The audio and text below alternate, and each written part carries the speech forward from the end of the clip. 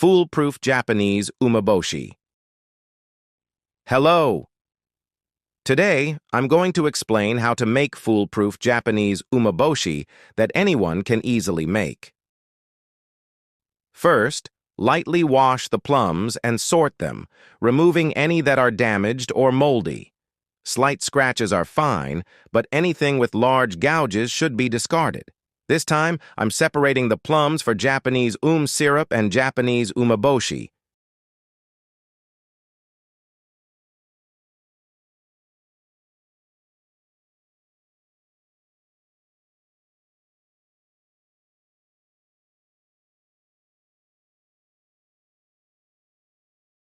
Next, we'll remove the stems from the plums. It's important to do this before soaking them, as they will absorb water and swell, making the stems harder to remove. So, remove the stems right after washing them.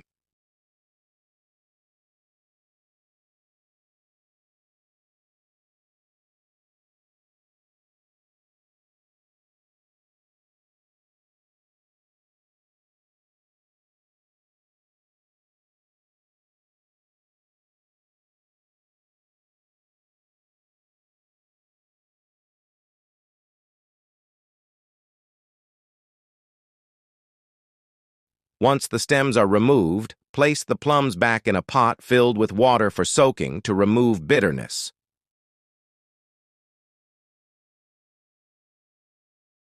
While half a day of soaking is sufficient, I've soaked these for a full day.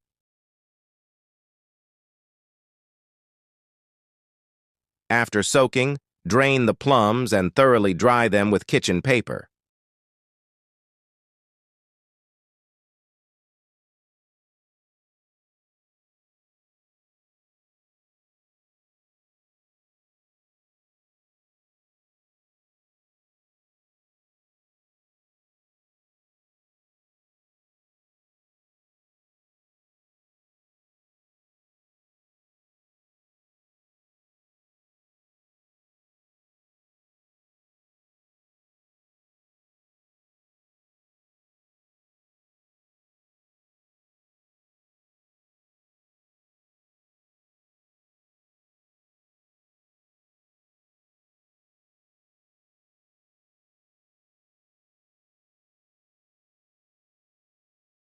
Once the plums are completely dry, it's time to use this, a 35% alcohol for fruit liqueur.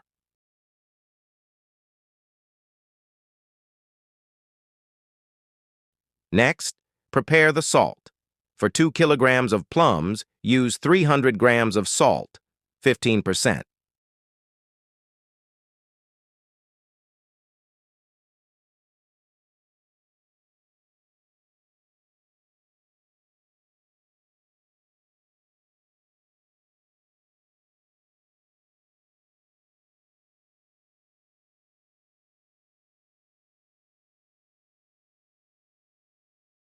Place a layer of salt at the bottom of a sterilized jar.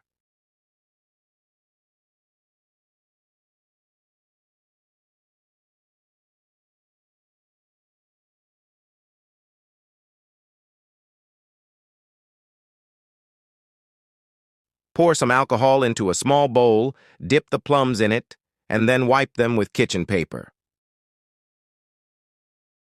This step is crucial to prevent mold from forming on the umeboshi.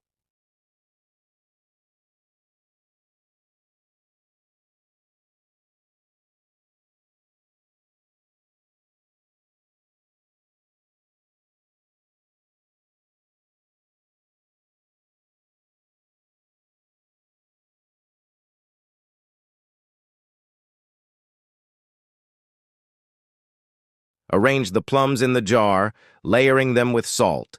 Repeat this process until all the plums are in the jar.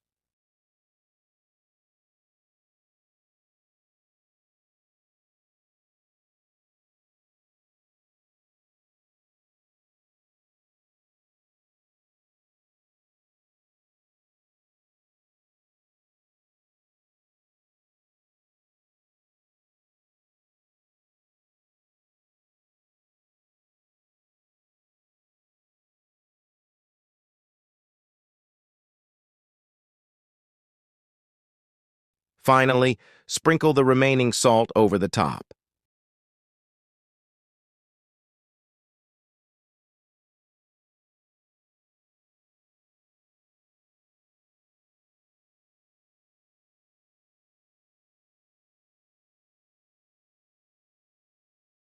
Here's what it looks like.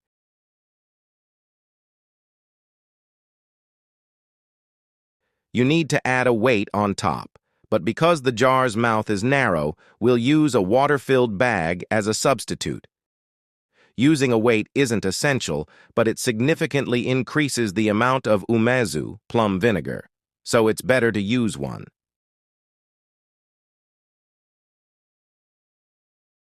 Make sure the bag doesn't leak by double bagging it.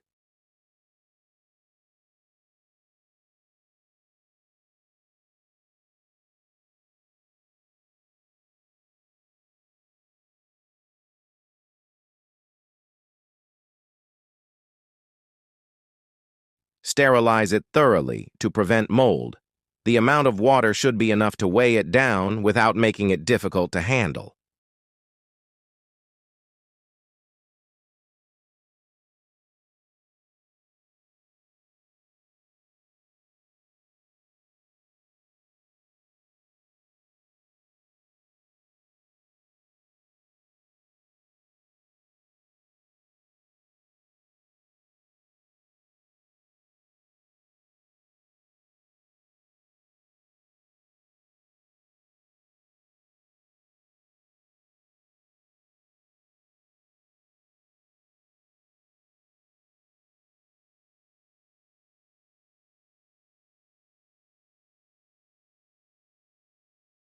Now, the plums are ready.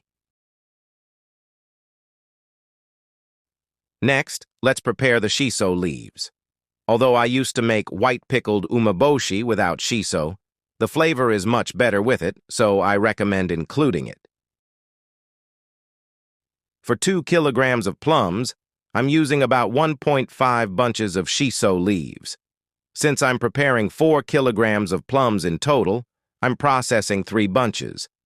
After taking the shiso out of the bag, rinse them lightly, remove the leaves from the stems, and wash each leaf individually before placing them in a colander. Be sure to check for insects. Removing the stems is optional.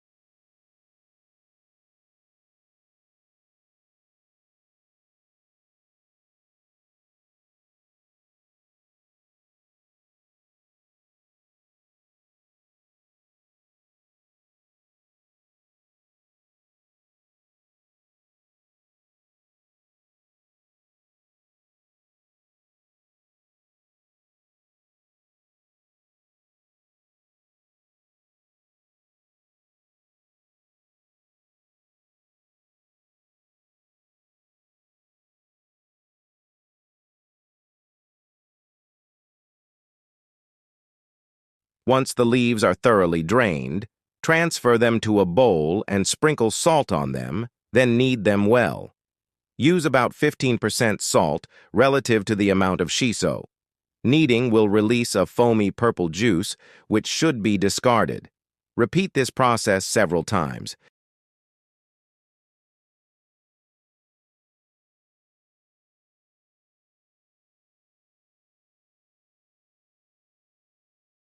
If you're not using the shiso immediately, you can squeeze it tightly, place it in a Ziploc bag, and store it in the refrigerator.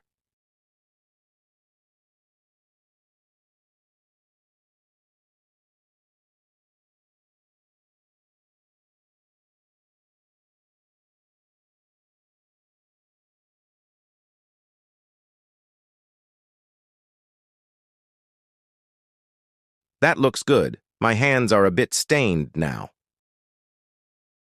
After about 2 days, the plums have produced plenty of umezu. Everything is going well. Remove the water bag and layer the shiso leaves in the jar. While it's recommended to mix the shiso with the umezu first, I skip this step to avoid staining my hands and because it's more convenient.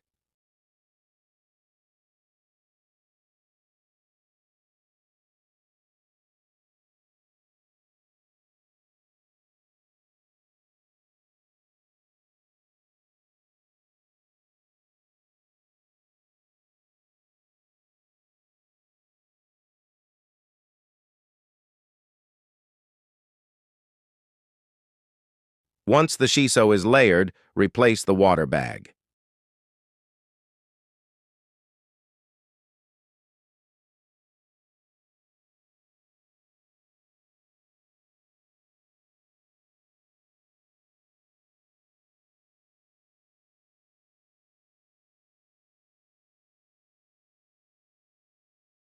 Here's what it looks like.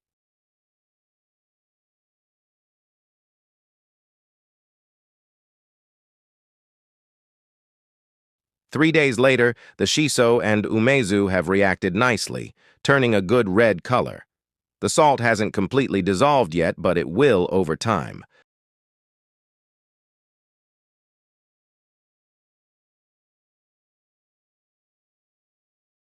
Another 3 days later.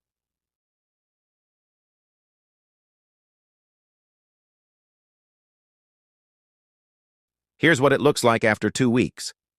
After the rainy season, choose a period of 3 sunny days to sun-dry the plums during the day, then return them to the umezu. However, you can also skip sun-drying and eat them after about 6 months. The longer you wait, the milder and tastier the umeboshi becomes. If I can record the sun-drying process, I'll make another video. Thank you for watching until the end. See you next time.